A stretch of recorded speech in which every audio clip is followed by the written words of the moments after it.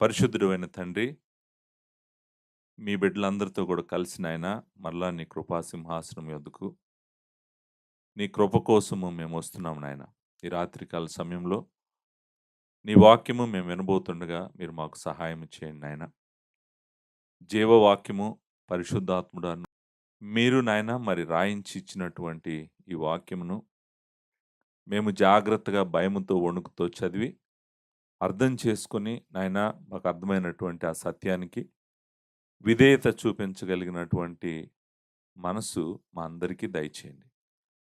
మమ్మల్ని మార్చండి. మాటల్లో, ప్రవర్తనలో, ఆలోచనలో క్రీస్తును పోలి మేము ఉండటానికి సహాయం చేయండి.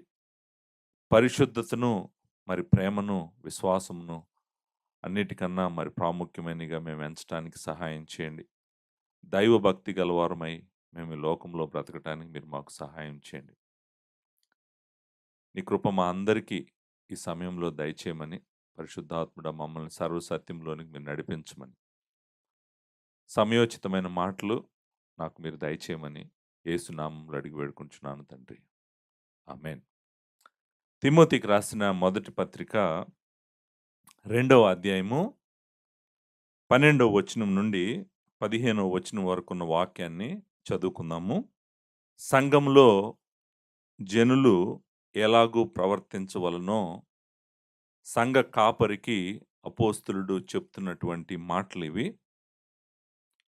జీవము గల దేవుని సంఘములో జనులు ఎలాగూ ప్రవర్తించవలనో అది నీకు తెలియవలనని ఈ సంగతులు నీకు వ్రాయుచున్నాను. 3వ అధ్యాయము 15వ వచనం. మనము 2వ అధ్యాయము ఆఖరి వచనాలకి వచ్చాం.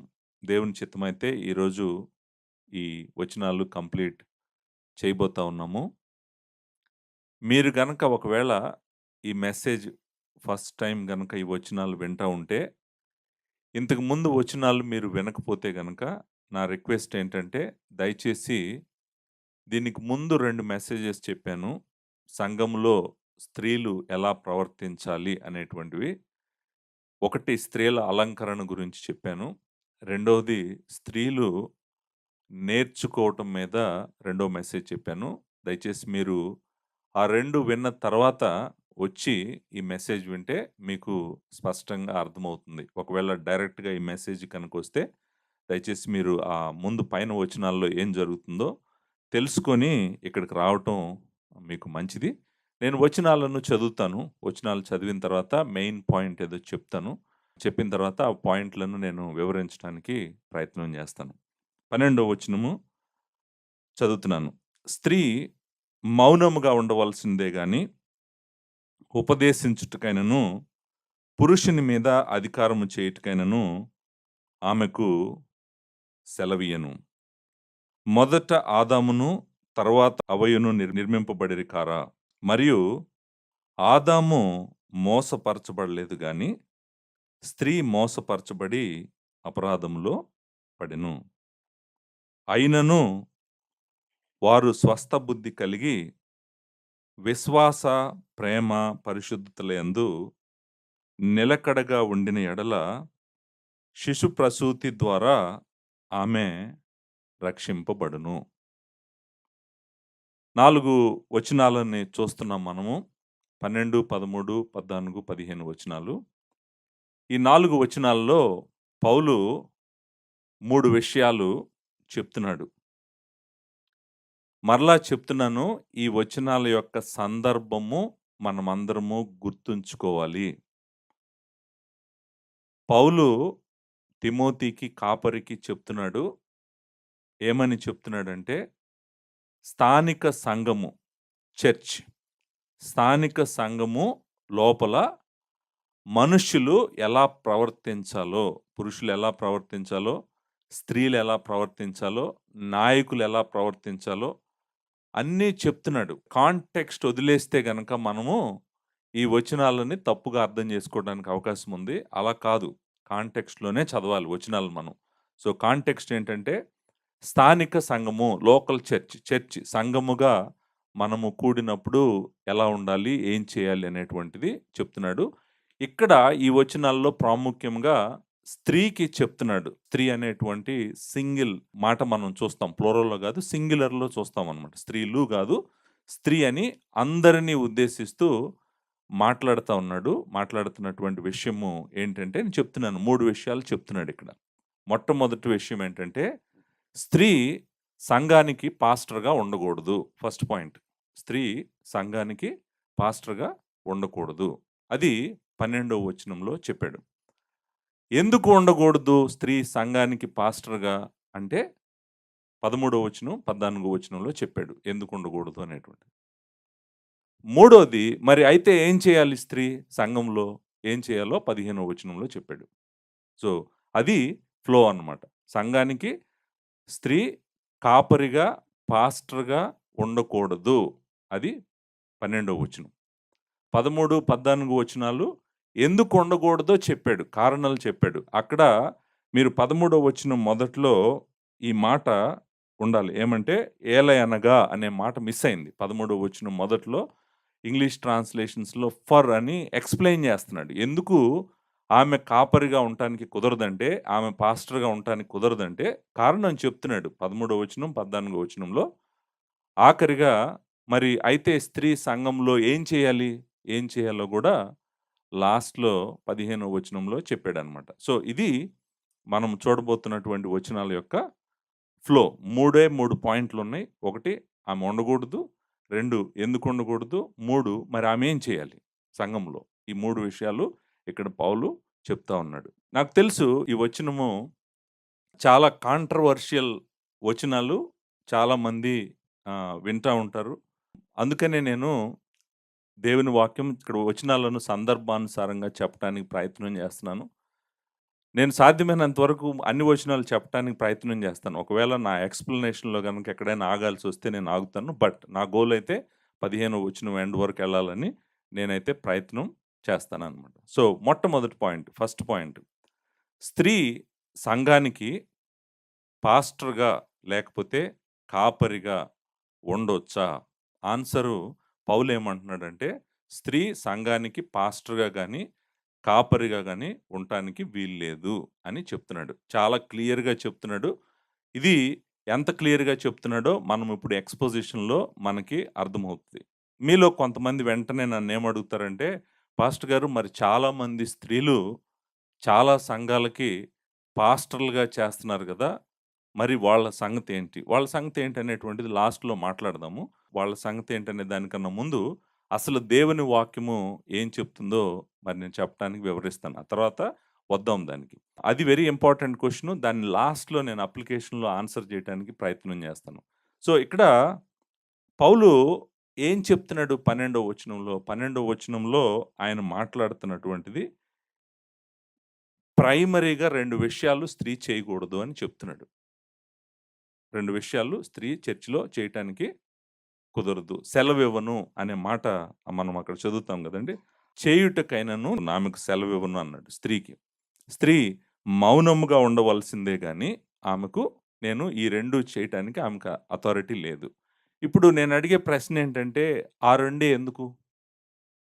2 చేయగూడదన్నాడు పౌలు. ఆ 2 ఏంటంటే, మొట్టమొదటిది ఆమె ఏం చేయగూడదంటే, ఉపదేశం చేయగూడదంట. అంటే మనము సంఘంలో టీచింగ్ గాని, ప్రీచింగ్ గాని, ఉపదేశము, బోధించటము ఆమె చేయకూడదంట. నంబర్ 1. నంబర్ 2 రెండో పాయింట్ ఏం చెప్పాడంటే, అధికారము చేయకూడదంట. పురుషుడి మీద అధికారం చేయటానికి ఆమెకి అధికారం లేదంట. సో, ఈ రెండే చెప్పాడు. ఈ 2 చెప్పి ఏం చేసాడంటే, ఈ 2 మాత్రం స్త్రీ సంఘంలో చేయటానికి కుదరదు అన్నాడు. అధికారము, పురుషుడి మీద అధికారం ఆమెకి లేదు. నంబర్ 2 ఆమె వాక్యోపదేశం చేయటానికి కుదరదు. మనం జాగ్రత్తగా ఆలోచించామనుకోండి. అంటే పాలు ఎఫ్‌సి సంఘంలో ఏదో సమస్య ఉంది. అక్కడ స్త్రీలు చేయకూడనివి చేస్తున్నారు. సంఘాన్ని గజిబిజి చేస్తున్నారు. అందుకని ఆ కాలంలో ఉన్న ఎఫ్‌సి సంఘానికి పౌలు ఈ మాటలు చెప్తున్నాడు గానీ, ఈ కాలానికి సంబంధించి కాదు. ఇప్పుడు పరిస్థితులు కాదు ఈయన చెప్తుంది. ఆ కాలానికి, ఆ పరిస్థితులకి చెప్తున్నాడు. ఎందుకంటే ఎఫ్‌సీ సంఘం మంచిగా లేదు. అక్కడ అల్లజడి, స్త్రీలు ముందుకు రావటం, మరి పాస్టర్‌లని లేకపోతే మిగిలినోళ్ళని పక్కన పెట్టడం లాంటి ఏదో చేస్తున్నట్టున్నారు. అందుకని ఆ సంఘానికి చెప్తున్నాడు పౌలని కొంతమంది చెప్తారు. నేను దాంతో అస్సలు ఏకీభవించను. ఎందుకు ఏకీభవించనో గూడా నేను టెక్స్ట్‌లో నుంచే మీకు చూపిస్తాను. చూపించడానికి నేను ప్రయత్నం చేస్తాను. సో, ఇది ఎఫెసీ సంఘంలో జరుగుతున్న ప్రాబ్లమ్ కాదు. ఒక కల్చర్‌కి, ఒక సంస్కృతికి సంబంధించినటువంటి విషయం కాదు. ఒక కాలానికి సంబంధించినటువంటి విషయం గూడా కాదు. ఇది అన్ని కాలాలకు, అన్ని సంఘాలకు సంబంధించినటువంటి విషయము. దాన్ని నేను మీకు చూపించడానికి ప్రయత్నం చేస్తాను. ఇప్పుడు 2 చేయొద్దన్నాడు. ఒకటేం చేయొద్దన్నాడంటే, నువ్వు ప్రీచింగ్ చేయొద్దు, టీచింగ్ చేయొద్దు, ఉపదేశం చేయొద్దు. 2 సంఘంలో పురుషులుంటారు గాబట్టి వాళ్ళ మీద నువ్వు అధికారం చేయటానికి నేను నిన్ను అంగీకరించను. One is ruling and another one is teaching. Ruling అనండి, లేకపోతే ఓవర్‌సీయింగ్ అనండి, లేకపోతే సూపర్విజన్ అనండి. అంటే నాయకత్వం. నాయకత్వం. అధికారం అనే మాటకు అర్థం ఏంటంటే నాయకత్వం. నాయకత్వం వహించటం కానీ, ప్రీచింగ్, టీచింగ్ చేయటం గాని, ఉపదేశం చేయటం గాని స్త్రీకి చర్చిలో నేను అలౌ చేయను అనేటువంటిది చాలా క్లియర్‌గా చెప్పాడు. నా క్వెషన్ ఏంటంటే, ఎందుకు ఈ రెండే చేయకూడదు అని చెప్పాడు? ఇంకేదన్నా ఇంకా వేరేవి గూడా చేయకూడదని చెప్పుండొచ్చు గదా! వై? ఈ రెండే ఎందుకు? ఈ రెండిటి యొక్క ప్రాముఖ్యత ఏంటి? ప్రాముఖ్యత ఏంటో నేను మీకు చెప్తాను. అక్కడ వాడినటువంటి పదాలున్నాయి గదా! మొట్టమొదటిది మనము ఉపదేశము అనేటువంటి మాట. ఉపదేశము దేవుని వాక్యంలో చాలామంది చేయటం చూస్తాం. లార్డ్ జీసస్ క్రైస్టు ఆయన మరి బోధించినట్టుగా చాలా చోట్ల చూస్తాం. మత్తయి సువార్త 4 అధ్యాయం 23 వచనంలో యేసు వారి సమాధి మందిరాల్లోకెళ్ళి బోధిస్తా ఉన్నాడని మనం చూస్తాము. తర్వాత యోహాను సువార్త 7 అధ్యాయం 14 వచనంలో యేసు దేవాలయంలోనికి వెళ్లి బోధించున్నాడని ఉంది. పౌలు ఆయన బోధించాడని ఉంది. తిమోతికి నువ్వు బోధించు అని చెప్పాడు. సో, మనము న్యూ టెస్టమెంట్‌లో చూస్తే గనక బోధించటము అనేటువంటి బాధ్యత దేవుడు ఎవరికి అప్పగించాడు? ఇది రోల్స్ అండ్ రెస్పాన్సిబిలిటీస్ ఇష్యూనేది. అంటే ఇది ఎవరు చేయాల్సిన పని, ఇది ఎవరికి దేవుడు అప్పగించాడు అనేటువంటిదే మనము చూడాల్సినటువంటిది. సో, బోధించటము అనేటువంటిది ఒకటైతే, రెండోది అధికారం అని చెప్పాను గదా! ఆయన మీద పురుషుడి మీద అధికారం. అధికారం అనేటువంటి మాటని మనం ఓవర్‌సీయింగ్ అని ఇంగ్లీష్‌లో అంటాము. సూపర్విజన్ అంటాము. గవర్నెన్స్ అంటాము. లీడర్‌షిప్ అంటాము. అంటే ఏంటంటే, ఒక అధికార స్థానంలో నిలబడి పై విచారణ చేస్తూ, వాళ్ళని చక్కగా ఏలుతూ, పరిపాలన చేస్తూ, నాయకత్వం వహించటం గురించి ఇక్కడ మాట్లాడుతున్నాడు. ఈ 2 మాత్రం స్త్రీ చేయటానికి చర్చిలో కుదరదు. ఆ మాట ఐ డు నాట్ పర్మిట్. ఆయన అనేటువంటి మాట ఐ డు నాట్ పర్మిట్. అంటే నేను అసలు పర్మిషన్ ఇవ్వట్లేదు వుమెన్‌కి. ఇప్పుడు పౌలెవరు మాట్లాడటానికి? అక్కడికి దయచేసి నేను అనుకుంటాను ఎవరు ఎళ్ళకండి. అది దేవుని వాక్యం రాసినటువంటి ఆయన. మీకు ఎంత ఆశ ఉంటే మాత్రం అధికారం తీసుకోవాలనో, లేకపోతే ప్రీచింగ్ చేయాలనో అక్కడికి మాత్రం దయచేసి ఏ స్త్రీ వెళ్ళటానికి ప్రయత్నం చేయొద్దు. నేను మరలా అడుగుతున్న ప్రశ్న ఏంటంటే, ఈ 2 అంటే నాయకత్వం వహించటము, లేకపోతే కాయటము, పై విచారణ చేయటం మందకి. 2 మందకి బోధించటము. ఈ 2 ఎక్స్‌క్లూజివ్‌గా పాస్టర్స్‌కి అప్పగించినటువంటి బాధ్యతలు. ఈ 2 బాధ్యతలు న్యూ టెస్టమెంట్‌లో దేవుడు ఎవరికి అప్పగించాడంటే షెపర్డ్స్‌కి అప్పగించాడు. పాస్టర్స్‌కి అప్పగించాడు. వీళ్ళనే మనము పెద్దలు అని గూడా పిలుస్తాం. వాళ్ళకి అప్పగించినటువంటి పనిది. ఈ 2 పనులు ఎక్స్‌క్లూజివ్‌గా వాళ్ళకి అప్పగించాడు దేవుడు. కాబట్టే వాళ్ళ పని వాళ్ళు చేస్తారు. మీ పని మీరు చేయండి అని చెప్పి, ఇది మీ పని కాదు అని చెప్పి ఎక్స్‌క్లూజివ్‌గా చెప్పటం జరిగిందనమాట. ఈ 2 పనులు దేవుడు ఎవరికి అప్పగించాడు? నాయకత్వం వహించటం, అలాగే దేవుని వాక్యం చెప్పటం ఎవరికి అప్పగించాడంటే, సంఘాన్ని నడిపించి నాయకత్వం వహించేటువంటి సంఘ పెద్దలకు అప్పగించాడు. ఎలా అప్పగించాడు? నేను చూపించటానికి ప్రయత్నం చేస్తాను. మీరు కిందకి రండి. 3వ అధ్యాయంలో మనము 3వ అధ్యాయం మొదటి వచనంలో అధ్యక్షుడు అనేటువంటి మాటను చూస్తాం. అధ్యక్షులు. సంఘానికి అధ్యక్ష పదవి ఓవర్‌సీర్ అంటాం మనం ఇంగ్లీష్‌లో. ఓవర్‌సీర్ అంటే పై విచారణ లేకపోతే సూపర్విజన్ అంటాం గదా!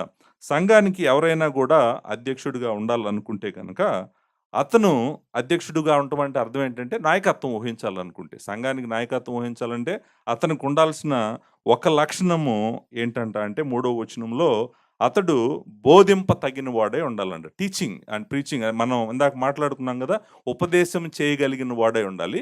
నాయకత్వపు రోల్‌లోకి వస్తున్నాడనమాట. ఆ 2 మాటలు మనము లీడర్‌షిప్‌లోనే చూస్తాం. ప్రీచింగ్ అనేటువంటి మాట చూస్తాము.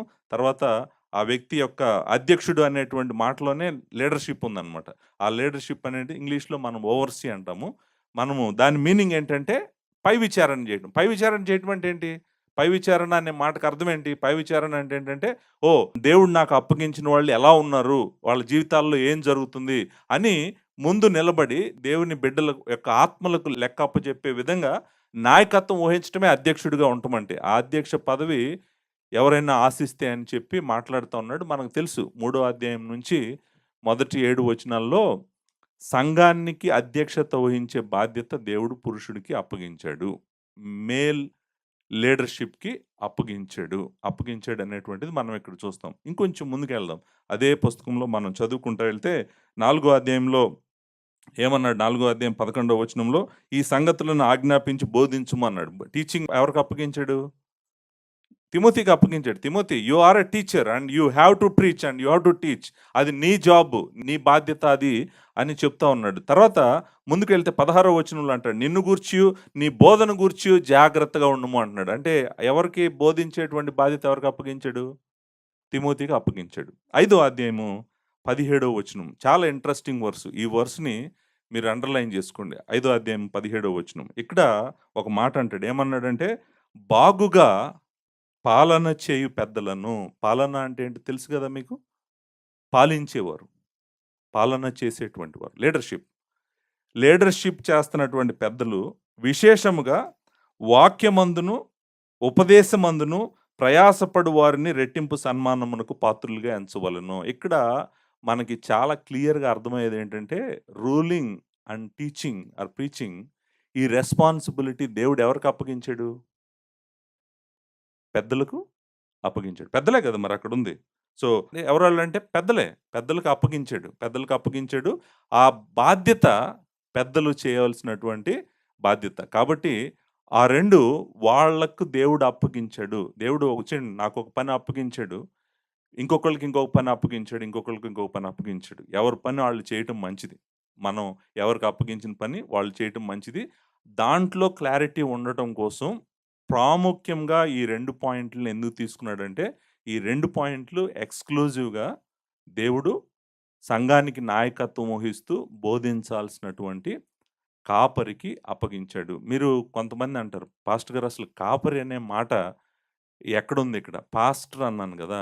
పాస్టర్ అనేటువంటిది లాటిన్ ఈక్వలెంట్ బ్యాక్‌గ్రౌండ్‌లో ఉన్న గ్రీక్ మాట ఏంటంటే షెపర్డ్. షెపర్డ్‌కి లాటిన్ నుంచి మనం ఇంగ్లీష్‌లో పాస్టర్ అనే మాటొచ్చింది. షెపర్డ్ అన్నా, పాస్టర్ అన్నా అర్థము ఒకటే. ఈ 2 మాటలు pastor or shepherd you can use. కానీ మీకు గుర్తుందో లేదో, నేను ఫస్ట్ పీటర్ చెప్పినప్పుడు చెప్పాను. చాలా స్పష్టంగా చెప్పాను. ఫస్ట్ పీటర్‌లో మనం చూసాం. ఈ 2 బాధ్యతలు ఎంత ఇంపార్టెంట్ బాధ్యతలో గూడా నేను చెప్పాను. పేతురు రాసిన మొదటి పత్రిక 5వ అధ్యాయంలో ఆఖరిలో ఈ మాట అంటాడు. తోటి పెద్దను, క్రీస్తు శ్రమలను గూర్చిన సాక్షిని, బయలుపరచబడబో మహిమలో పాలువాడనైన నేను మీలోని పెద్దలను హెచ్చరించుచున్నాను. చూడండి ఇక్కడ పెద్దలు అగైన్ ఇట్స్ మాస్క్యులన్ ప్లూరల్. మీరు పురుషులకి అప్పగించినటువంటి బాధ్యత ఇది. పెద్దలు ఏం చేయాలంట? బలిమి చేత కాక, దేవుని చిత్త ప్రకారం ఇష్టపూర్వకముగాను, దుర్లాపేక్షతో కాక సిద్ధ మనసుతోను, మీ మధ్యనున్న దేవుని మందను పై విచారణ చేయుచు కాయుడి. ఆ పై విచారణ అనే మాట ఉంది గదండీ! దాని వెనకాల ఉన్న మాట మొదటి తిమోతి 3 అధ్యాయం మొదటి వచనంలో అధ్యక్షుడు అన్న మాట 2 మాటలు ఒకటేననమాట. పై విచారణ. అధ్యక్షుడు చేయాల్సిన పనేంటంటే పై విచారణ. సో, ఆ మాట పై విచారణ అనేటువంటి మాట ఇంపార్టెంట్ మాట. అంటే ఏంటంటే లీడర్‌షిప్. లీడర్‌షిప్ పై విచారణ చేయటం అంటే ఏంటి? ఎలా ఉన్నారు? దేవుడు నాకు అప్పగించినటువంటి మంద ఎలా ఉందని ఆలోచించడం పై విచారణ చేయటం అంటే. పై విచారణ చేస్తా ఏం చేయాలంట మందని? కాయుడి అని ఉంది గదండీ! ఎవరు కాస్తారు? కాపరి కాస్తాడు. సో, షెపర్డ్ అనే మాట ఎక్కడి నుంచొచ్చిందంటే అది అక్కడి నుంచొచ్చింది. కాయండి. షెపర్డ్. షెపర్డ్ అంటే కాయటం అంటే ఏంటి? మందను కాయటం అంటే ఏంటి? మందను కాయటం అంటే మందకు ముందు నుండి నడిపించాలి. మందకు వాక్యం చెప్పాలి, బోధించాలి. లీడింగ్, టీచింగ్, ప్రొటెక్టింగ్ ఇవన్నీ వస్తాయి మందను కాయటంలో. ఆ మందను కాయటంలో దేవుడు సంఘ కాపరికి అప్పగించిన బాధ్యత, ఒక బాధ్యత ఏంటంటే ఆ మందకి ఫీడ్ చేయాలి. ఫీడింగ్ అంటే ఏంటంటే బేసికల్లీ బోధించడం అనమాట. ఆ మందకి బోధించాల్సిన బాధ్యత కూడా పెద్దలకే అప్పగించాడనమాట. సో, పెద్దలకు అప్పగించిన 2 బాధ్యతల్లో ప్రాముఖ్యంగా మీరు చూస్తే, ఒకటి నాయకత్వం వహించాలి. 2 దేవుని బిడ్డలకు చక్కగా దేవుని వాక్యాన్ని బోధించాలి. అలాగే మనము ఇదే విషయము పౌలు ఇంకొక చోట కూడా చెప్పాడు. మీకు అందరికి తెలుసు అపోస్తుల కార్యాల గ్రంథము 20వ అధ్యాయంలో ఈ మాట చెప్పాడు. చక్కగా పెద్దలతో మాట్లాడుతూ ఈ మాట అన్నాడు. మరి ఎఫెసీ సంఘం పెద్దల్ని పిలిపించుకున్నాడు ఆయన దగ్గరికి. ఎఫ్‌సీ సంఘాన్ని ఎవరు నడిపిస్తా ఉన్నారు? పెద్దలే నడిపిస్తా ఉన్నారు గదా! 20వ అధ్యాయం 17 వచనంలో అతడు మిలేట్ నుండి ఎఫెసునకు వర్తమానం పంపి సంఘపు పెద్దలను పిలిపించాడు. సంఘపు పెద్దలు ఎవరీళ్ళు? పురుషులే. స్త్రీలు గాదు. పురుషుల్ని పిలిపించి ఆయన ఏం జెప్తున్నాడు చూడండి ఇక్కడ. ఇక్కడ చక్కగా ఒక మాట అంటాడనమాట. 28వ వచనంలో ఈ మాట అంటాడు.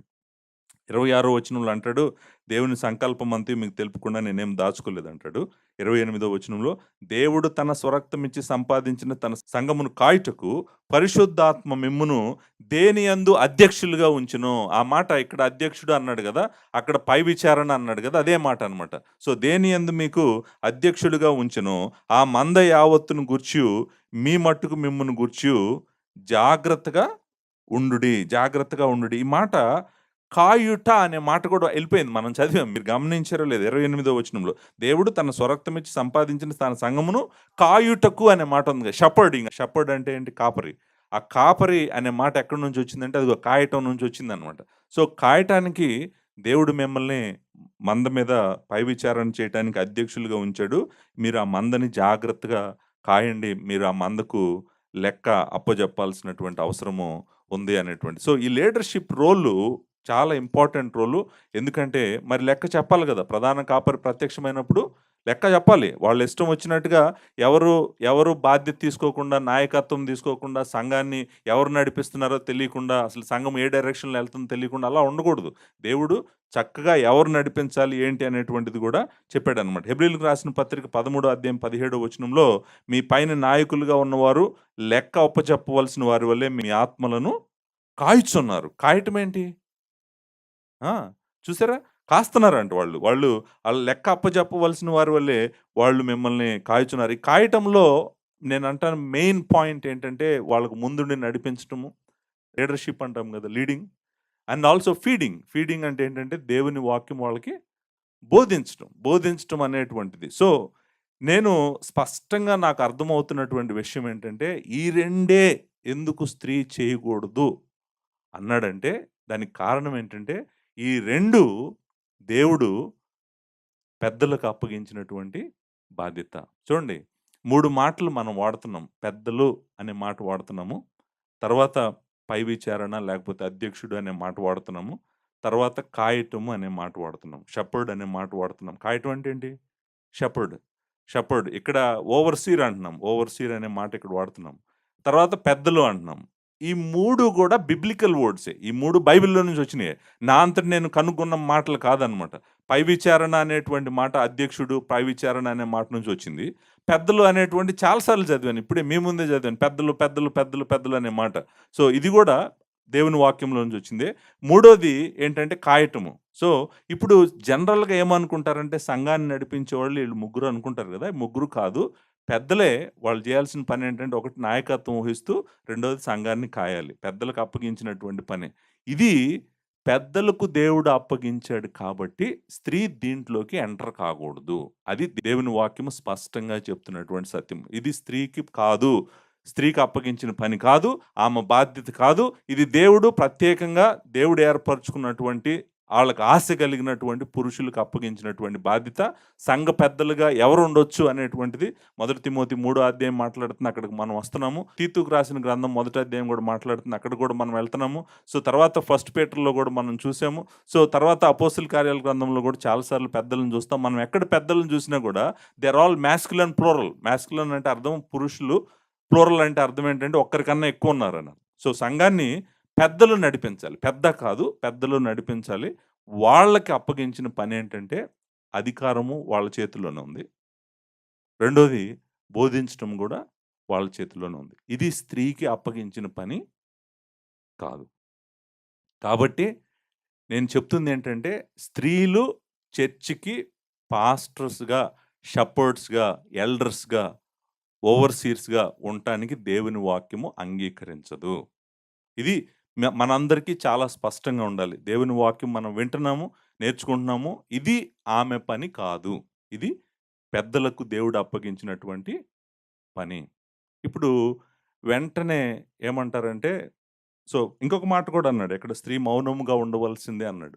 ఆ మాటకి నేను ఆల్రెడీ అర్థం చెప్పాను. లాస్ట్ వర్స్‌లో చెప్పాను. మౌనముగా ఉండటం అంటే ఏంటి? అనేటువంటి మాటకి నేను అర్థం చెప్పాను. ఒకవేళ మీకు ఆ మాటకి అర్థం ఏంటి అని అంటే గనక దయచేసి ప్రీవియస్ వర్స్ 11థ్ వర్స్ మీద నేను చెప్పినటువంటి వీడియో మీరు వినండి. వింటే స్త్రీ మౌనంగా ఉండటం అంటే అర్థం ఏంటో మీకు తెలుస్తుంది. దీంతో వర్స్ 12 అయిపోయింది. ఇప్పుడు వర్స్ 12 నుంచి ముందుకు వెళ్ళటానికి ముందు నేను మేబీ 1 ఆర్ 2 వర్సెస్ గురించి మాట్లాడాలి. అదేంటంటే,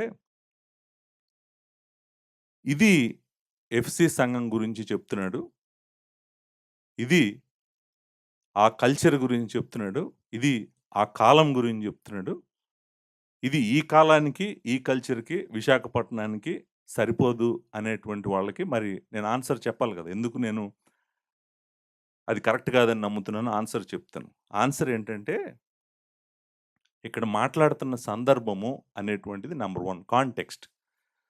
సందర్భం ఉంటది ప్రతి ప్రతి వచనానికి. సందర్భంలోనే మనం వచనాలను అర్థం చేసుకోవాలి. బైబిల్ చదివేటప్పుడు మనం ఫాలో అవ్వాల్సిన ఒక రూల్. హెర్మెనూటికల్ రూల్. అదేంటంటే సందర్భం. ఏంటి సందర్భం ఇక్కడ? సందర్భం ఏంటంటే సంఘమును ఎలా నడిపించాలి? సంఘములో జనులు ఎలాగో ప్రవర్తించాలో పౌలు చెప్తున్నాడు. జనులు అంటే ఎవరు? సంఘంలో ఎవరున్నారు? స్త్రీలున్నారు, పురుషులున్నారు. వాళ్ళకి చెప్తున్నాడు. వాళ్ళెలా నడవాలనేటువంటిది. అయితే పౌలు పాస్టర్ గారు నేను అనుకుంటాను పౌలు ఓన్లీ ఎఫ్‌సీ సంఘంలో ఉన్నటువంటి తిమోతికి, ఎఫ్‌సీ సంఘస్థులకే చెప్తున్నట్టున్నాడు అని మీరెవరన్నా అనుకోవటానికి అవకాశం ఉందేమో! ఆ అవకాశం మీకు లేదు. ఎందుకు లేదంటే నేను ఆల్రెడీ ఆన్సర్ 8వ వచనంలో చెప్పాను. 8వ వచనంలో ఒక ఇంపార్టెంట్ మాటుంది. ఆ మాటేంటంటే, ప్రతి స్థలమందు అనేటువంటి మాటుంది. ప్రతి స్థలమందు అనే మాటను నేను వివరించాను, చూపించాను చాలా చోట్లకి తీసుకెళ్ళి. ప్రతి స్థలమందు అంటే అర్థము ఒక సిటీలో ఒక చర్చ్ గురించి కాదు ఆయన చెప్తుంది. అన్ని సిటీస్‌లో అన్ని చర్చిల గురించి చెప్తున్నాడు. అన్ని కాలాల గురించి చెప్తున్నాడు. నేను చెప్పాను మీకు ఆల్రెడీ నేను అక్కడికెళ్ళి చూపించాను. అంతేకాదు ఆ 9వ వచనం కనెక్షన్ కూడా తెలుగులో మిస్ అయింది. అటువలే అనే మాట ఉంటది. అంటే 8వ వచనాన్ని 9వ వచనం కనెక్ట్ చేసేటువంటి అటువలే స్త్రీలు కూడా ఇలా ఉండాలని 9వ వచనం మొదలవుతదనమాట. అంటే 7వ వచనంకి 8వ వచనంకి ఉన్న కనెక్షన్ కూడా ఉంది. అదేంటంటే ఇది ఆయన మాట్లాడుతున్న ఒక ఎఫ్‌సీ సంఘం గురించి కాదు. ప్రతి స్థలమందు, ప్రతి సంఘము గురించి ఆయన మాట్లాడుతున్నాడనేటువంటిది మనం గుర్తుపెట్టుకోవాలి. అది గూడా మనం అంగీకరించలేం. ఇంకా కారణాలున్నాయి. నేను చెప్తాను. ఇప్పటి వరకు మాట్లాడింది స్త్రీల అలంకరణ గురించి మాట్లాడాడు. స్త్రీలు నేర్చుకోవటం గురించి మాట్లాడాడు. ఇది నేను అనుకుంటాను ఒక స్థలానికి సంబంధించిన టాపిక్ అయితే కాదు. ఆయన మాట్లాడుతుందేంటంటే, సంఘంలో ఎలా దేవుని బిడ్డలు నడవాలో చెప్తున్నాడు. పురుషులకు కూడా చెప్పాడు. పురుషుల యొక్క ప్రయారిటీ ఏంటి? వాళ్ళేం చేయకూడదు, ఏం చేయాలో. రెండో విషయం ఏంటంటే, ఇక్కడ ఆయన కల్చర్ గురించి మాట్లాడట్లేదు. పాల్ మాట్లాడుతుంది కల్చర్ గురించి కాదు. పాల్ ఏం మాట్లాడుతున్నాడో తెలుసా? నేను చెప్తుంది స్త్రీలు కాపరులుగా ఉండకూడదని, స్త్రీలు బోధించకూడదని నేను చెప్తున్న దానికి కారణము ఏలయనగా అని నెక్స్ట్ వచనం మొదలవుతుందన్నాను కదా! 13వ వచనం. ఏలయనగా అంటే ఇప్పుడు ఎక్స్‌ప్లనేషన్ ఇస్తున్నాడు. ఎందుకు స్త్రీ ఆ 2 చేయకూడదు అని చెప్పి ఎక్స్‌ప్లనేషన్ ఇస్తున్నాడు. చూడండి ఈ ఎక్స్‌ప్లనేషన్ జనరల్‌గా ఏమని ఇవ్వాలంటే ఎఫ్‌సీ సంఘంలో పరిస్థితులు బాలేదు. మీరు ఇలా జేస్తున్నారు. మీరు అలా జేస్తున్నారు. కాబట్టి మీరు ఈ 2 చేయొద్దు అని చెప్తాడని మీరు అనుకుంటున్నారు. పాలు అలా చెప్పట్లేదు. పాలు ఎలా చెప్తున్నాడో తెలుసా? సృష్టి ఆరంభానికి తీసుకెళ్తున్నాడు. సృష్టి ఆరంభానికి తీసుకెళ్తున్నప్పుడే మీరు గుర్తుపెట్టుకోండి. క్రియేషన్ దగ్గరికి తీసుకెళ్తున్నాడు. దేవుడి సంకల్పం దగ్గరికి తీసుకెళ్తున్నాడు. దేవుని ఉద్దేశం దగ్గరికి తీసుకెళ్తున్నాడు. పౌలు స్త్రీని జాగ్రత్తగా ఆదికాండం 2 అధ్యాయం, 3 అధ్యాయంకి తీసుకెళ్తున్నప్పుడే స్త్రీలకు అర్థం కావాలి. ఇది కల్చర్‌కు సంబంధించిన విషయం కాదు. సంస్కృతికి సంబంధించిన విషయం కాదు. కాలానికి సంబంధించిన విషయం కాదు. ఒక పట్టణానికి సంబంధించిన విషయం కాదు. ఈయన ఎందుకు ఈ 2 బాధ్యతలు నన్ను చేయొద్దంటున్నాడంటే, ఈయన నన్ను ఎక్కడికి తీసుకెళ్తున్నాడు? సృష్టికి, పతనం దగ్గరికి తీసుకెళ్తున్నాడు. సృష్టి, పతనము ఎఫ్‌సీ సంఘంలో జరిగిందా? ఎఫ్‌సీ సంఘానికి సంబంధించిందా? సృష్టను, పతనము. ఈ 2 భూమి మీదనున్న సమస్త జనులకు సంబంధించినటువంటిది. సో, మరలా వాళ్ళు ఎంత ఆర్గ్యూ చేసి దీన్ని వాళ్ళు ఎలాగైనా పుల్పిట్‌లోకొచ్చి పుల్పిట్ లాక్కోవాలని చూసినా గూడా, అసలు దేవుని వాక్యం దాన్ని అసలు అంగీకరించట్లేదు. అస్సలు అంగీకరించదు. దేవుని సంకల్పం అది కాదు. దేవుని చిత్తము అది కాదు. దాంట్లోకెళ్ళటానికి ముందు ఒక 2, 3 వచనాలు జనరల్‌గా చూపించేటువంటి వచనాలు చదువుతాను. అంటే స్త్రీలు గూడా ప్రీచింగ్ చేయొచ్చు. స్త్రీలు గూడా పాస్టర్‌లు కావచ్చు అని చెప్పటానికి జనరల్‌గా వాడేటువంటి 2, 3 వచనాలున్నాయి. ఆ 2, 3 వచనాలు నేను చూపిస్తాను. చూపించిన తర్వాత మనము మేబీ నేను ఇంకొక విషయం గూడా మాట్లాడాలి ఈ వచనంలో. అసలు స్త్రీ ఎక్కడ బోధించకూడదా? స్త్రీకి అసలు ఎక్కడ బోధించడానికి అవకాశం లేదా? అనే క్వెషన్ గూడా ఒకటుంది. అది గూడా ఆన్సర్ చేద్దాం. ఈ 2 ఆన్సర్ చేసి మనం తర్వాత వచనానికెళ్దాం. ఇప్పుడు జనరల్‌గా ఈ వుమెన్ పాస్టర్స్ ఉన్నారు గదండీ! స్త్రీలు పాస్టర్లు. వాళ్ళు ప్రీచింగ్ జేస్తారు. వాళ్ళకి ఇప్పుడు నేను చెప్తుంది అస్సలు ఇష్టం ఉండదు. నేను చెప్తుంది ఎందుకు ఇష్టం ఉండదంటే, నేనేం చెప్తున్నానంటే మీరు చేస్తుంది తప్పు అని చెప్తున్నాను. మీరు చేస్తుంది తప్పు అని చెప్తుంటే వాళ్ళేమంటారు, పాస్టర్ డానియేల్ గారికి వాక్యం తెలీదు. ఆయన సరిగ్గా ఎక్స్‌ప్లెయిన్ చేయలేడు అంటాడు. అని ఇంకా అటో ఇటో ఎళ్తారు కదా! వచనాల దగ్గరికి. సో, వాళ్ళెళ్ళటానికి ముందు నేనే తీసుకెళ్ళాననుకోండి, ఇంక వాళ్ళెళ్ళటానికి ఏముంటది? ఇంక వాళ్ళెళ్లి ఏం చేస్తారు ఆ వచనాల దగ్గరికెళ్ళి? సో, ఒక వచనము ఎక్కువగా మనం వినేటువంటి వచనము గల్తీయులకు రాసిన పత్రిక 3వ అధ్యాయము 28వ వచనం. చాలామంది పాస్టర్స్ కోట్ చేసేటువంటి వచనము. నేనంటుంది వుమెన్ పాస్టర్స్ కోట్ చేసేటువంటి వచనము. మనము ఈ వచనము ఏంటో అర్థం చేసుకోవడానికి ప్రయత్నం చేద్దాం. 28వ వచనం. ఇందులో యూదుడని, గ్రీసు దేశస్థుడని లేదు. దాసుడని, స్వతంత్రుడని లేదు. పురుషుడని, స్త్రీ అని లేదు. యేసుక్రీస్తునందు మీరందరును ఏకమై ఏకముగా ఉన్నారు. ఏమంటారు వాళ్ళ ఆర్గ్యుమెంట్ ఏంటంటే, ఓహ్! చూడండి మనము జీసస్ క్రైస్ట్‌లో ఉన్నాము. పురుషుడు లేదు, స్త్రీ లేదు. లేకపోతే దాసుడు లేదు, స్వతంత్రుడు లేదు. యూదుడు లేదు, గ్రీసు దేశస్థుడు లేడు. అందరూ సమానమే అని ఈ వచనాన్ని, ఈ వచనం యొక్క సందర్భాన్ని, ఈ పుస్తకాన్ని అన్నీ వదిలేసి, ఈ వచనం ఒకటి పట్టుకొని అక్కడికొచ్చి, ఓహ్! అది పౌలు ఎఫ్‌సీ సంఘంలో ఆ కాలానికి మాత్రమే చెప్పాడు. అది కుదరదు అనేటువంటి మాట అనటానికి అవకాశం ఉంది. కానీ అసలు ఇక్కడ మాట్లాడుతున్న వచనం ఏంటి? దేని గురించి మాట్లాడుతుంది? సందర్భం ఏంటి? విషయం ఏంటి? అన్నీ తెలుసుకోవాలి గదా! తెలుసుకున్న తర్వాత మాట్లాడాలి గదా! ఇక్కడ మాట్లాడుతున్న టాపిక్ ఏంటో నేను చెప్తాను. ఎప్పుడు గూడా బైబిల్ చదివేటప్పుడు పైనేం జరుగుతుంది, కిందేం జరుగుతుంది చూడాల్సిన అవసరం ఉంది గదా! కొంచెం పైకెళ్దాం. 23వ వచనం నుంచి సందర్భం అర్థం చేసుకోవడం కోసం చదువుదాం. విశ్వాసము వెల్లడి కాక మునుపు ఇక ముందుకు బయలుపరచబడబో విశ్వాసం అవలంబించవలసిన వారముగా చెరలో ఉంచబడినట్టు మనము ధర్మశాస్త్రమునకు లోనైన వారమైతిమి. కాబట్టి ఇప్పుడు ఏం జెప్తున్నాడు? ధర్మశాస్త్రానికి లోనయ్యామని చెప్తున్నాడు. 24 వచనం. కాబట్టి మనము విశ్వాస మూలమున నీతిమంతులమని తీర్చబడినట్లు క్రీస్తునొద్దకు మనలను నడిపించుటకు ధర్మశాస్త్రం మనకు బాలశిక్షకుడాయెను. ఇప్పుడు చూడండి ఏమంటున్నాడు? ఒకప్పుడు మనం ధర్మశాస్త్రం కింద ఉన్నాము. ధర్మశాస్త్రం మనకు బాలశిక్షకుడిలాగా పనిచేసింది. కానీ ఇప్పుడు విశ్వాస మూలమన్న నీతి వచ్చేసింది దేవుడి దగ్గర నుంచి. లార్డ్ జీసస్ క్రైస్ట్ గురించి మాట్లాడుతున్నాడు. దేవుడు ఎలా దేవుని నీతిని అనుగ్రహిస్తున్నాడని మాట్లాడుతున్నాడు. సో, మాట్లాడుతూ ఏమంటున్నాడంటే, సిలువ దగ్గరికి మనల్ని ధర్మశాస్త్రం నడిపిస్తుంది. జీసస్ క్రైస్ట్ దగ్గర నడిపిస్తుంది. బాల శిక్షకుడుగా దాని పని అది చేయాల్సింది చేసేసింది అని చెప్తున్నాడు. చెప్తూ ఏమంటున్నాడంటే, అయితే విశ్వాసం వెల్లడాయను గనుక ఇక బాల శిక్షకుడి క్రింద ఉండము. అంతే కదా! యేసుక్రీస్తునందు మీరందరూ విశ్వాసం వలన దేవుని కుమారులై ఉన్నారు. క్రీస్తులోనికి బాప్తిస్మం పొందిన మీరందరూ క్రీస్తుని ధరించుకొని ఉన్నారు. ఏంటండి కాంటెక్స్ట్ ఏంటండి? కాంటెక్స్ట్ ఏంటో చెప్పమంటారా? కాంటెక్స్టు సంఘంలో స్త్రీలు ఎలా ప్రవర్తించాలో, పురుషులు ఎలా ప్రవర్తించాలో కాదిది సందర్భం. సందర్భం ఏంటో చెప్పమంటారా? మనకు క్రీస్తులో ఉన్న రక్షణ గురించి మాట్లాడుతున్నాడు. సాల్వేషన్. ద కాంటెక్స్ట్ ఏంటంటే దేవుని నీతిని విశ్వాసము ద్వారా దేవుని కుమారుడు మనకు అనుగ్రహిస్తున్నాడు. దాని ద్వారా మనము దేవుని కుమారులము, కుమార్తెలము అవుతున్నాము. అలాగే ఆ మాట కూడా అన్నాడు గదా! క్రీస్తుని ధరించుకొనుచున్నాము అని అన్నాడు గదండీ! ఇక్కడ మాట్లాడుతున్న టాపికు లాకెను గ్రేస్‌కి లేకపోతే కృపకి, ధర్మశాస్త్రానికి ఉన్న సంబంధం గురించి మాట్లాడుతున్నాడు. పురుషుడికి, స్త్రీలకి ఇద్దరికీ ఉన్నటువంటి రక్షణ గురించి మాట్లాడుతున్నాను. నిజానికి రక్షణ విషయంలో అందరూ సమానమే. సమానం కాదని ఎవరన్నారు? సమానం కాదని ఎవరు అంటలేదు కదా! నిజానికి స్త్రీ, పురుషులు ఇద్దరు సమానమే. దేవుని స్వరూపంలో సమానమే, రక్షణలో సమానమే, అన్నిట్లో సమానమే. మనం కాదనట్లేదు దానికి. సో, ఇది ఈక్వాలిటీ గురించి మాట్లాడుతుంది. కరెక్ట్. ఈక్వాలిటీ దేంట్లో ఈక్వాలిటీ? మనకు సాల్వేషన్ విషయంలో, రక్షణ విషయంలో, దేవుని కుమారుని యందు మనకు అనుగ్రహించబడిన దేవుని నీతి విషయంలో మనం అందరము సమానం. దాంట్లో యూదుడు లేదు, గ్రీస్ దేశస్థుడు లేదు.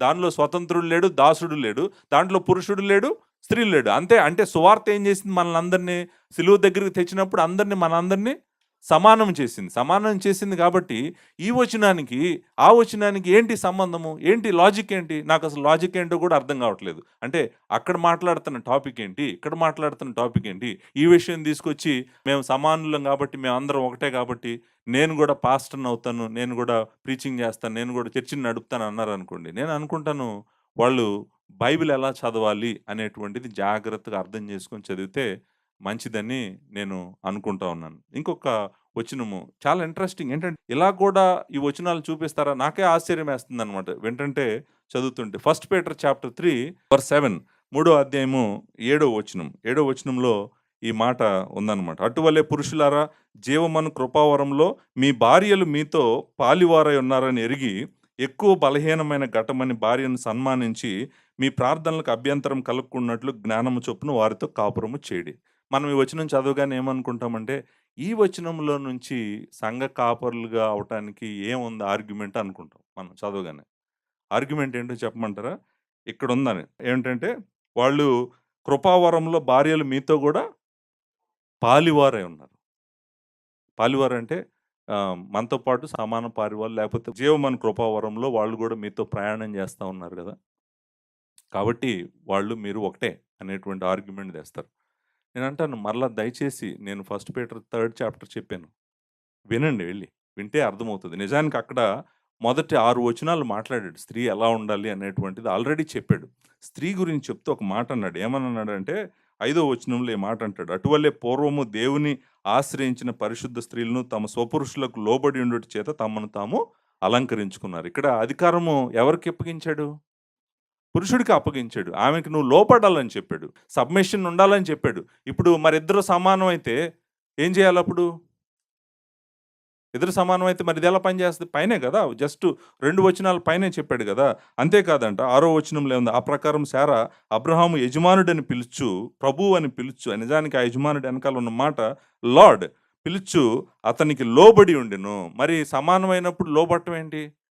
సమానమైనప్పుడు లోబడాల్సిన అవసరం ఏముంది? ఆర్గ్యుమెంట్ ఇక్కడ గూడా వర్క్ అవ్వట్లేదు. అక్కడ గూడా వర్క్ అవ్వట్లేదు. నేను అంటుందేంటంటే, స్త్రీ, పురుషుడు ఇద్దరు సమానమే. సృష్టిలో సమానమే. తర్వాత మన రక్షణలో సమానమే. ఆంటాలజికల్‌గా మనం మనిషిగా సమానమే. దేవుని స్వరూపంలో సమానమే. అన్నిట్లో సమానమే. ఫంక్షనల్‌గా అంటే నాకొక పని అప్పగించాడు దేవుడు. ఇంకొకళ్ళకి ఇంకొక పని అప్పగించాడు. స్త్రీకి ఒక పని అప్పగించాడు. పురుషుడికి ఒక అప్పగించాడు. అది ఆ డిస్టింక్షన్‌ని మనం మర్చిపోకూడదు. ఎప్పుడూ మర్చిపోకూడదు. మర్చిపోకుండా గుర్తుంచుకోవాలి. ఇంకొక వచనం గూడా జనరల్‌గా మనం జూసేటువంటి వచనం. అదే అంటే నిజంగా ఈక్వాలిటీ గురించి మాట్లాడిన వచనాలన్నీ తీస్తారు బైబిల్‌లో నుంచి. డైవర్సిటీ వచనాలు మాట్లాడరు. డైవర్సిటీ వచనాలంటే ఏంటంటే, ఓహ్! కాదు, కాదు. ఆయన వేరు, ఈయన వేరు అని గూడా ఉంది గదా! అంటే, ఓహ్! వేరే ఆయన ఉంది గానీ, మరి ఇవి ఉన్నాయి గదా! అనే ఆర్గ్యుమెంటు చేయటానికి ప్రయత్నం జేస్తారనమాట. మొదటి కొరింథీయులకు రాసిన పత్రిక 11వ అధ్యాయము 11వ వచనం. ఈ మాట ఉందనమాట. అయితే ప్రభువునందు స్త్రీకి వేరుగా పురుషుడు లేడు. పురుషునికి వేరుగా స్త్రీ లేదు. స్త్రీ పురుషుడి నుండి ఎలాగ కలిగెనో, అలాగే పురుషుడును స్త్రీ మూలంగా కలిగెను. గానీ సమస్తమైనవి దేవుని మూలంగా కలిగి ఉన్నవి. సో, ఇప్పుడు ఇక్కడ చూడండి ఈక్వాలిటీ గురించే మాట్లాడుతున్నాడు. ప్రభువునందు స్త్రీకి వేరుగా పురుషుడు లేడు. పురుషుడికి వేరుగా స్త్రీ లేదు. ప్రభువునందు దే ఆర్ ఈక్వల్ అనేటువంటి మాట. ఇన్ ద లార్డ్ మనం మళ్ళీ గలతీయులకు రాసిన పత్రిక 5దో అధ్యాయంకే ఎళ్తున్నాం. 5దో అధ్యాయంకెళ్ళిన ఆర్గ్యుమెంటే ఇక్కడ మనం చూస్తున్నాం. కానీ ఆ పురుషుడు స్త్రీ మీద అధికారం లేదు ఉండదు అనేటువంటిది చెప్తుందా ఈ వచనము? ఆ వచనం అలా చెప్పట్లేదు. ఎందుకు చెప్పట్లేదో నేను చెప్తాను. 11వ అధ్యాయం 3వ వచనానికెళ్ళండి. 3వ వచనంలో ఈ మాటుంది. ప్రతి పురుషునికి శిరస్సు క్రీస్తనియు, స్త్రీకి శిరస్సు పురుషుడనియు. ఇప్పుడు స్త్రీకి శిరస్సు ఎవరు? ఇద్దరు మరి సమానం అయితే, మరి ఆయన శిరస్సు ఎలా అవుతాడు? సో, ఈక్వాలిటీ గురించి మాట్లాడిన వచనాలు నువ్వు చూపించకూడదు గదా! డైవర్సిటీ వచనాలు గూడా చూపించాలి గదా! అంటే ఇద్దరు సమానమే క్రీస్తులో, ప్రభువునందు, రక్షణ విషయంలో అన్నిట్లో సమానమే. కానీ వాళ్ళకి అప్పగించినటువంటి బాధ్యతల్లో మాత్రం వేరు వేరుగా ఉంది అనేటువంటిది మరి కింద వచనం చూపించినప్పుడు పై వచనాలు గూడా చూపించాలి. పై వచనాలు గూడా చూపించి మనకు క్లియర్‌గా చెప్పాల్సినటువంటి అవసరం ఉందన్నమాట. సో, ఇవి జనరల్‌గా చూపించేటువంటి వచనాలు. నేను ఆ వచనాలని 2, 3 వచనాలు చూపిద్దామని అనుకున్నాను. కాబట్టి స్త్రీ మరలా చెప్తున్నాను సంఘానికి కాపరిగా ఉండటానికి దేవుని వాక్యము అంగీకరించదు. ప్రీచింగ్ చేయటానికి కూడా అంగీకరించదు. ఇప్పుడు న్యూ టెస్ట్‌మెంట్‌లో సంఘాల్లో పెద్దలున్నారు. సంఘాలకి నాయకత్వం వహించింది అందరూ పురుషులే. అసలు ఈ థింకింగ్ ఎక్కడి నుంచొచ్చింది అనేటువంటిది గూడా నాకు తెలీదు. Very recent trend. లాస్ట్ 40, 50 ఇయర్స్‌లో జరిగిందే సంఘాల్లో ఇది. అంతకుముందు లేదిది. ఇది కొత్తగా వచ్చింది. సో, ఇప్పుడు ఇంకొక ప్రశ్నుంది. ఆ ప్రశ్నేంటంటే, అసలు స్త్రీ ఎక్కడ బోధించకూడదా? బోధించటానికి అవకాశమే లేదా స్త్రీకి? మరలా నేను చెప్తున్నాను. మనం మాట్లాడుతున్న టాపిక్కు స్థానిక సంఘము. స్థానిక సంఘము. స్థానిక సంఘములో దేవుని కుమారుడు తన స్వరక్తమిచ్చి సంపాదించుకున్నటువంటి బిడ్డల విషయంలో నాయకత్వపు బాధ్యత దేవుడు స్త్రీకివ్వలేదు. వాళ్ళకి బోధించేటువంటి బాధ్యత కూడా స్త్రీకివ్వలేదు. నేను అంతవరకే మాట్లాడుతున్నాను. నెక్స్ట్ 3 ప్లేసెస్‌లో స్త్రీ బోధించొచ్చని గూడా దేవుని వాక్యం చెప్తుంది. స్త్రీ బోధించటానికి లేకపోతే చెప్పటానికి, వాక్యం చెప్పటానికి దేవుడు అలౌ చేసినటువంటి ప్లేసెస్ 3 ప్లేసెస్ ఆర్ 3 ఇన్‌స్టెన్సెస్ ఉన్నాయన్నమాట. ఫస్ట్ ప్లేసు ఏంటంటే, వృద్ధులైన స్త్రీలు యవ్వన స్త్రీలకు బోధించొచ్చు. దేవుని వాక్యం చెప్తుంది స్పష్టంగా. తీతుకు రాసిన పత్రిక 2వ అధ్యాయంలో మనము ఈ మాటని చూస్తాము. స్త్రీలు వాక్యము బోధించవచ్చు. చెప్పొచ్చు. 2వ అధ్యాయము మనం 3వ వచనం. అలాగునే వృద్ధ స్త్రీలు కొండెగత్తెలను మిగుల మద్యపానాసక్తులని ఉండక ప్రవర్తన యందు భయభక్తులు గలవారై ఉండవలననియు దేవుని వాక్యము బడకుండునట్లు యవ్వన స్త్రీలు తమ భర్తలకు లోబడి ఉండి తమ భర్తలను శిశువులను ప్రేమించువారును స్వస్థ బుద్ధి గలవారును పవిత్రులను ఎంట ఉండి పని చేసుకుని వారును మంచివారునై ఉండవలనని బుద్ధి చెప్పుచు మంచి ఉపదేశం చేయవారునై ఉండవలనని బోధించుము. ఉపదేశం చేయాలంటే ఎవరు వృద్ధులైన స్త్రీలు యవ్వన స్త్రీలకు ఏం చేయాలంట? ఉపదేశించాలి. అంటే ఏంటి? బోధించాలి. బోధించటానికి దేవుని వాక్యం అంగీకరిస్తుంది. సో, ఆ టైంలో నేనంటుందేంటంటే, ఆ కాంటెక్స్ట్‌లో పురుషులెవరు ఉండరు. నేనంటుంది సంఘంగా గూడా కలవట్లేదు. కాంటెక్స్ట్ వేరు. కాంటెక్స్ట్ ఏంటంటే, డిసైప్లింగ్ ఓల్డర్ వుమెన్, యంగర్ వుమెన్‌ని డిసైపుల్‌షిప్ చేయటం అనమాట. చక్కగా వాళ్ళని దేవుళ్ళు ఎదిగేటట్టు చేయటం. ఆ కాంటెక్స్ట్‌లో వాళ్ళు దేవుని వాక్యము బోధించొచ్చు, ఉపదేశించొచ్చు అని స్పష్టంగా తెలియజేస్తుంది. ఇంకొక కాంటెక్స్ట్ ఏంటంటే ఇంట్లో తల్లి లేకపోతే అమ్మమ్మ, నానమ్మ ఎవరైనా గూడా వాళ్ళ పిల్లలకు బోధించొచ్చు. పిల్లలకు బోధించొచ్చని గూడా దేవుని వాక్యము చెప్తుందనమాట. 2 తిమోతి మనం ఆల్రెడీ ఇది చూసాము. 2 తిమోతి చాప్టర్ 3లోకెళ్ళటానికి ముందు ఫస్ట్ చాప్టర్‌లోనే మనము ఈ మాట చూస్తాము. తిమోతికి చెప్తాడు. 5వ వచనము ఆఖరిలో, "ఆ విశ్వాసం మొదట అవ్వ అయిన లోయలోను, నీ తల్లి అయిన యునేకులోను వహించును" అనే మాట మనం చూస్తాము. అంటే అవ్వ, తల్లి ఇద్దరి గురించి మాట్లాడాడు. మాట్లాడుతూ ఇక్కడ ఒక మాట అంటాడు. 3 అధ్యాయంలో 15వ వచనంలో 14, 15 క్రీస్తు యేసునందుంచవలసిన విశ్వాసము ద్వారా రక్షణార్థమైన జ్ఞానము నీకు కలిగి ఉండుటకు శక్తిగల పరిశుద్ధ లేఖనములను బాల్యము నుండి నీవెరుగుదువు అనే మాట ఉంది గదండీ! అంటే ఎవరో ఆయనకు వాక్యం నేర్పిచ్చారు. చిన్నప్పటి నుంచి గూడా ఎవరో ఆయనకు వాక్యము చెప్పారు. వాక్యం నేర్పిచ్చారు. ఎవరు నేర్పించుండొచ్చు? తన తల్లయినా నేర్పించుండొచ్చు. లేకపోతే అవ్వయినా గూడా నేర్పించుండొచ్చు. సో, ఆ కాంటెక్స్ట్‌లో గూడా దేవుని వాక్యము వాళ్ళు స్త్రీ చెప్పొచ్చు అనేటువంటిది మనము చూస్తాము. ఇంకొక కాంటెక్స్ట్ గూడా ఉంది. ఇంకొక కాంటెక్స్ట్ ఏంటంటే, ఇప్పుడు మనము అపోస్తుల కార్యాల గ్రంథం 18వ అధ్యాయంలో చూస్తాం. అదేంటంటే, అపోల్లోకి అపోల్లో అనేటువంటి ఆయనకి ఆహ్, మనము ఇక్కడ అకుల, ప్రిస్కిల ఇద్దరు కలిసి దేవుని వాక్యం చెప్పినట్టుగా మనం చూస్తాం.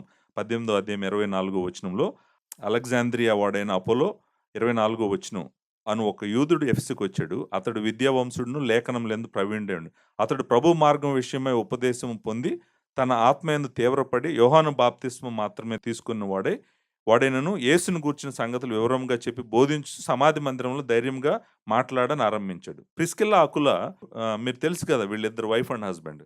విని అతన్ని చేర్చుకొని దేవుని మార్గమును మరి పూర్తిగా అతనికి విసిదపరిచిరి అనే మాట ఉంది. చూడండి, అంటే ఏంటి, ఇక్కడ ఈయన మ్యాన్‌కి ఎవరు చెప్తున్నారు?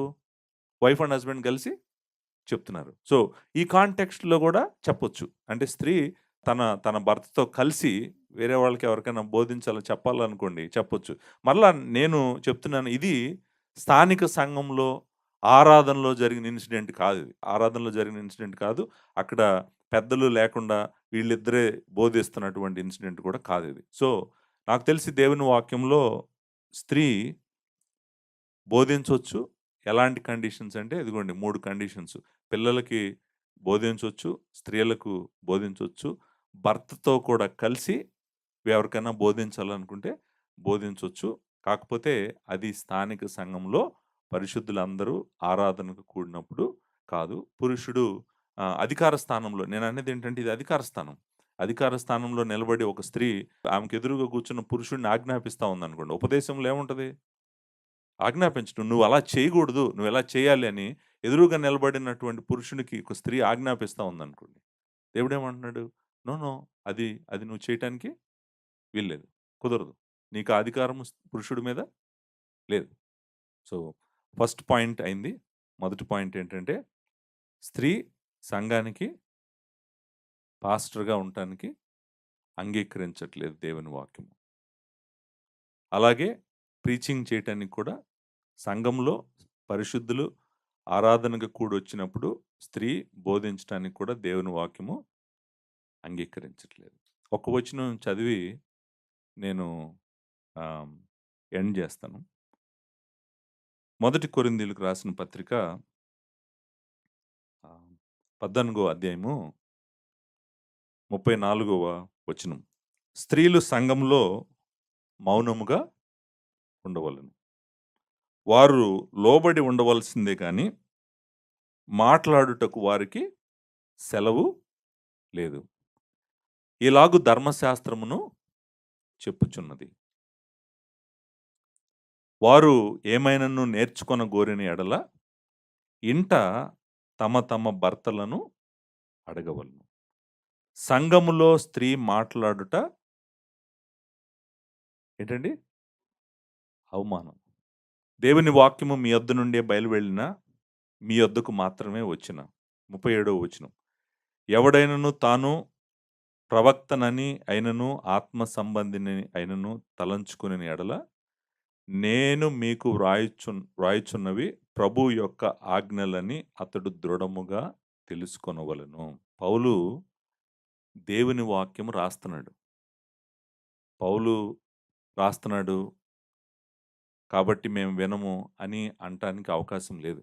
పౌలు ఏమంటున్నాడంటే, నేను చెప్తున్నటువంటిది ప్రభు యొక్క ఆజ్ఞలను మీకు చెప్తున్నాను. దేవుడు ప్రతి ఒక్కరికి బాధ్యత అప్పగించాడు. పాత ధర్మశాస్త్రంలో మనం చూస్తే యాజకులందరూ పురుషులే.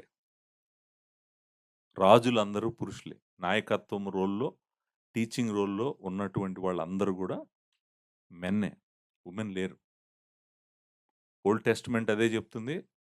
న్యూ టెస్టమెంట్ గూడా అదే చెప్తుంది. ధర్మశాస్త్రం అదే చెప్తుంది. న్యూ టెస్టమెంట్ గూడా అదే చెప్తుంది. కాబట్టి మనము దేవుడు చెప్పని పని స్త్రీ చేయటానికి ప్రయత్నము చేయకూడదు. ఇంకొక మాట చెప్పి నేను ముగిస్తాను. అదేంటంటే, తండ్రి, కుమార, పరిశుద్ధాత్మ దేవుడి మధ్యలో కూడా ఒకరి మధ్య ఒకరు లోబడటం అనేటువంటిది మనం చూస్తాం. ఒకరి పని ఇంకొకరు కాకుండా తండ్రి ఒక పని చేస్తా ఉంటాడు. కుమారుడు ఒక పని చేస్తా ఉంటాడు. పరిశుద్ధాత్ముడు ఇంకొక పని చేస్తా ఉంటాడు. మన రక్షణ, విమోచన ప్రణాళిక అంతా తండ్రి చేశాడు. ఆ ప్రణాళికను నెరవేర్చడానికి కావాల్సిందంతా కుమారుడు చేశాడు. నెరవేర్చిందంతా మన దగ్గరికి పరిశుద్ధాత్ముడు తీసుకొస్తున్నాడు. ముగ్గురు సమానమే. ముగ్గురు సమానమే. అందుకని కుమారుడు నేను తండ్రి చేసింది చేస్తాను, పరిశుద్ధాత్ముడు చేసింది చేస్తాను, నేనేం చేయాలనుకుంటే అదే చేస్తాను అనేటువంటిది వాళ్ళ ముగ్గురు మధ్యలో లేదు. కుమారుడు తండ్రికి లోబడ్డాడు. లోబడి తండ్రి నువ్వేం చెప్తే నేను నీకది ఆ పని నేను నెరవేరుస్తాను. పరిశుద్ధాత్ముడు ఏమన్నాడు? తండ్రి యొద్ద నుండి, కుమారుని యొద్ద నుండి పంపబడిన పరిశుద్ధాత్ముడు ఏమంటున్నాడు? నేను క్రీస్తుకు మహిమ తెస్తానంటున్నాడు. వాళ్ళలోనే ఎవరి పని వాళ్ళు చేస్తా, ఒకళ్ళనొకళ్ళు గనపరుస్తూ, ఒకళ్ళకొకళ్ళకి లోబడుతూ ఉన్నప్పుడు, సంఘంలో ఏంటి ప్రాబ్లము? సంఘంలో ఏంటి ప్రాబ్లము? ఎందుకు స్త్రీలు అధికారము అధికార స్థానంలో నిలబడి వాక్యం చెప్పాలనేటువంటి ఆశ ఎందుకు వీళ్ళలో కలుగుతుంది? ఏంటి వీళ్ళ ఉద్దేశ్యం ఏంటి? జాగ్రత్తగా ఆలోచించండి. ఇంకొక మాట కూడా నేను అడిగి ముగిస్తాను. అదేంటంటే, పాస్టర్ గారు మరి చాలామంది స్త్రీలు పాస్టర్‌లుగా చేస్తున్నారు, ప్రీచింగ్ చేస్తున్నారు. వీళ్ళందరూ మరి ఏంటి అంటే, దేవుని వాక్యానుసారంగా నేను చెప్తున్నాను. వీళ్ళు చేస్తుంది తప్పు. ఒకానొక రోజు దేవుని న్యాయపీఠం ఎదుట నిలబడి వీళ్ళంతా చేసిన దానికి మొత్తానికి దేవుడికి లెక్కప్పజెప్తారు. ఈ వాక్యం వింటున్నటువంటి వారైనా గూడా దయచేసి మీరు ఈ 2 దేవుడు పెద్దలకు అప్పగించినటువంటి పనులు మీ చేతుల్లోకి తీసుకోవాలని మీరు ప్రయత్నం చేయకండి. నేను చెప్పిన వాక్యం విన్నాక కూడా మీరేమీ పట్టించుకోకుండా మీ పని మీరు చేసుకుంటా గనక వెళ్తే గనక మేబీ చాలా సంవత్సరాలయిన తర్వాత మీరు చేసిన పాపము మీకు గుర్తొచ్చినప్పుడు మరలా నేను చెప్పిన వీడియో వచ్చి వినండి. విని అప్పుడైనా మీరు పశ్చాత్తాపపడండి.